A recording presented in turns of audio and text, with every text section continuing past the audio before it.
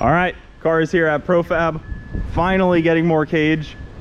I have needed more cage since basically the first time the car went down the track with the 2J.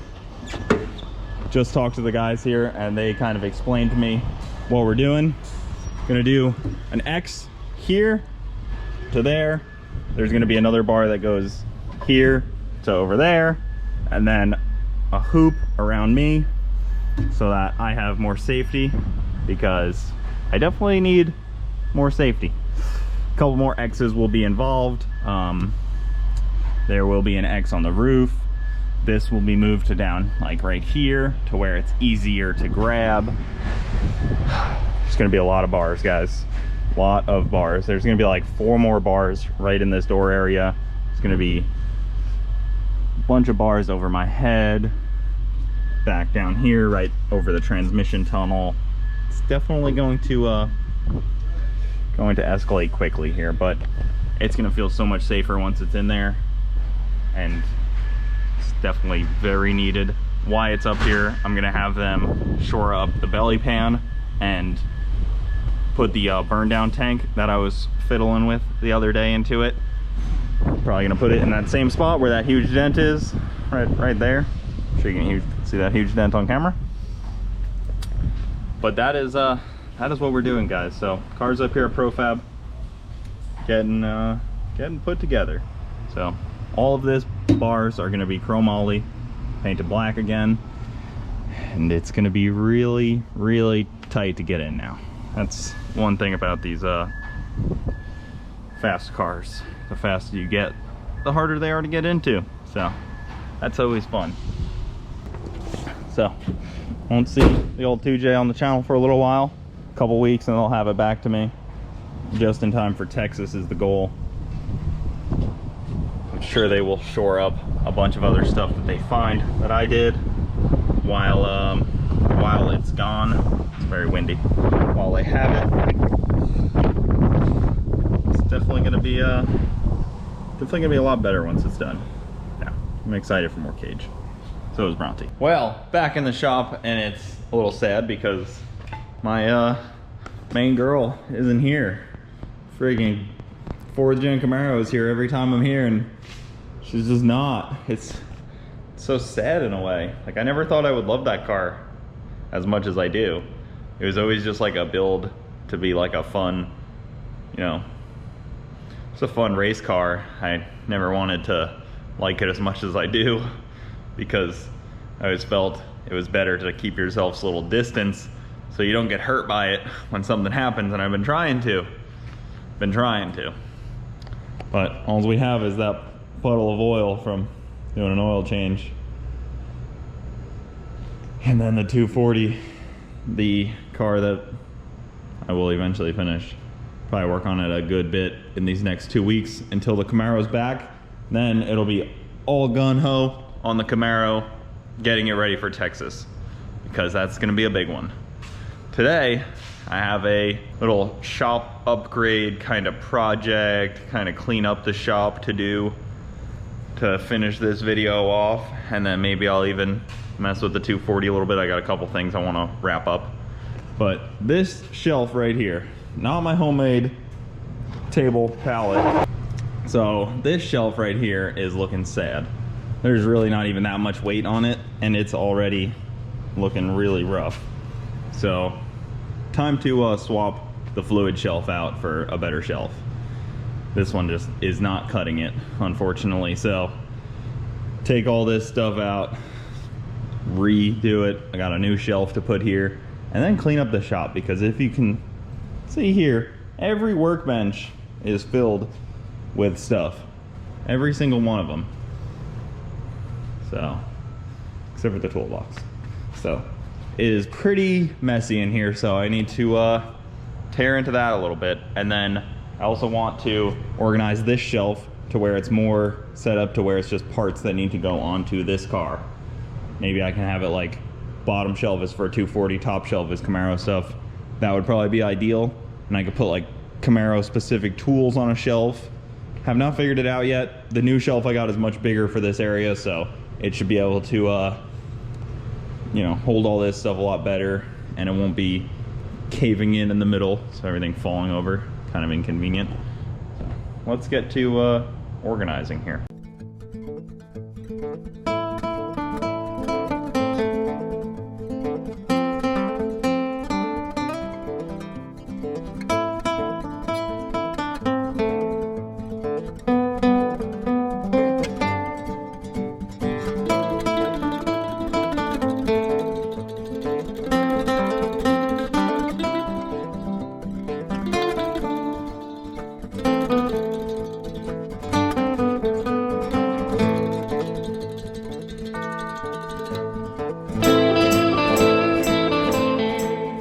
Man, this shelf is so much better.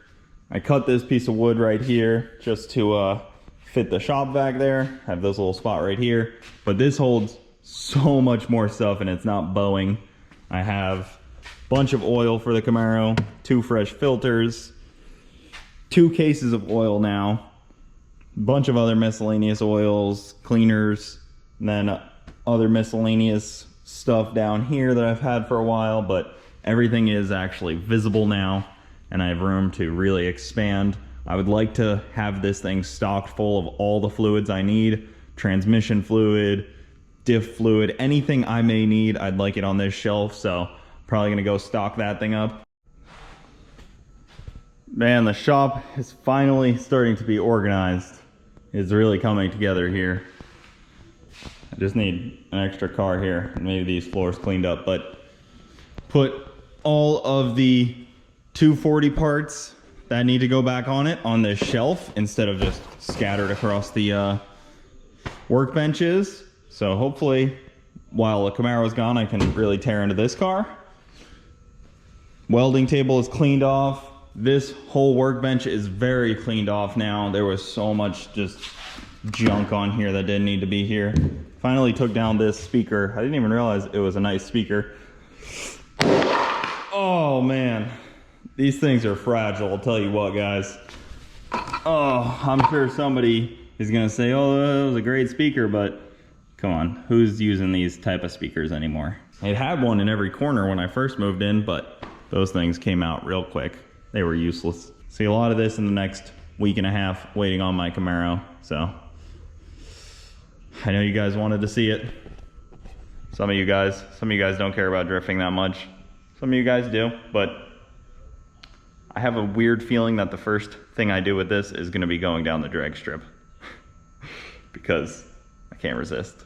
And I would really, really enjoy to break a couple axles. Really be the true 240 guy. Well, I needed Allen keys for today's project, so I finally went out and got the Harbor Freight T-handles. Time to start on the 240. I got the fuel system to finally finish up. I just need to tighten up all these Allen keys. Oh, it looks like a mess right now, but need to just screw all these in. It's kind of weird. There's a plate on the bottom that you have to like hold up, reach in and hold up, and then start screwing them in slowly. It's definitely weird, but fuel pump's in there. Fuel hat, Holley hydro mat is on there. And then just need to wire it up, and then the fuel system's done. Everything else is plumbed. The plumbing comes right in here. Feed and return, filter, everything is just right there. So just need to screw these in, wire in the relay, and we have a full fuel system. Mix of Holley and Motion Raceworks made this fuel system happen, and it should be exactly what we need. Well, I've been here tearing into the 240 wiring a little bit. And the trunk wiring is pretty much done. This is the trigger wire for the fuel pump and the power wire that goes to the relay mounted right here. The relay powers the fuel pump. Fuel pump's all set up. Fuel lines are all done. They all go up to the front and then come back at the feed return. The trigger wire and power wire to the relay are right there. Ground nice and next to it. Everything works. I tested it. Battery nice and simple. These 2 wires are for the ECU and they just plug right into there. They're kind of like the final piece of the wiring on this. This ground just needs to go to the chassis somewhere. This is just for the taillights. But other than that, fuel system is done. I didn't do it ECU controlled. I did the fuel pump controlled by this switch panel because I like to be able to manually do it. Just make sure that the fuel pump's off, make sure that it's on. You know, you can manually do it without having to worry about doing it with the ECU. As well as the Holley does control it, I like to just be able to control it myself. Have a lot of zip ties still to cut up in here, and then can tuck this. And the wiring is very, very far along at this point. Like, it is almost 100% done. Really don't have much more left to do as far as wiring. This project is definitely winding down. I just need to do interior stuff, finish the seat mount, put the steering column back in, mount that back up, and then plug in a couple brake lines, and it's pretty far along. Other than that stuff, a bunch of grommets need to be put everywhere because there's a lot of vibrations and a lot of sharp objects in this thing that we need grommets for. But I'm really happy with how the fuel system came out. Just tucks down into the side there and goes up to the front. Very easy to work on. These Holley hats make it super easy. I don't like to loom everything. I used to be crazy about loom. I used to want to hide every wire, but with this car and the Camaro, I've learned that having stuff not in loom and just zip tied like this, it honestly looks fine, and it makes it so easy to track stuff down. Like this, I loomed my headlight. This is the taillight harness, and I put it in loom, but it's so nice to have everything just exposed to where you can trace it up to the front, trace it to the back, whatever you need to do. This car does not need to look as pretty as, you know, some of the street car stuff. It's more user-friendly like this. So I've been leaving stuff unloomed, which is actually very nice and very convenient to do. Like, it just makes it so easy to trace down issues and kind of manage when it's unloomed like this. So I've been kind of doing that a little more, especially just in the trunk here, where everything's just going to be kind of neat and tidy still, but easy to work on. That is kind of the name of the game when it comes to drifting and drag racing. You want things serviceable and easy to fix in a short period of time if you have an issue. You know, like if a drag car or drift car needs something fixed, you really need to be able to quickly get right to fixing it. Also, you guys see that up there? What a view. Out the door, Henry just hanging out, eating grass all day. I get to watch him. You guys probably can't see him, but he's over there. That's the 240 for now. I'm just gonna finish cleaning this up, and tomorrow morning be getting to work on something else on this. Pretty close though, getting very close. So I'd really like to have this thing running by the time that the Camaro comes back from Profab. That would be the goal. It's not far off from running. Like, I could probably get it like fired up in the next hour if I really just like threw it together a little bit, but it's really not far off from running. Driving's a little bit different of a story, but running wise, we're actually very close. So that'll be nice. Got a couple things on order that I need, but it's really not far off from running.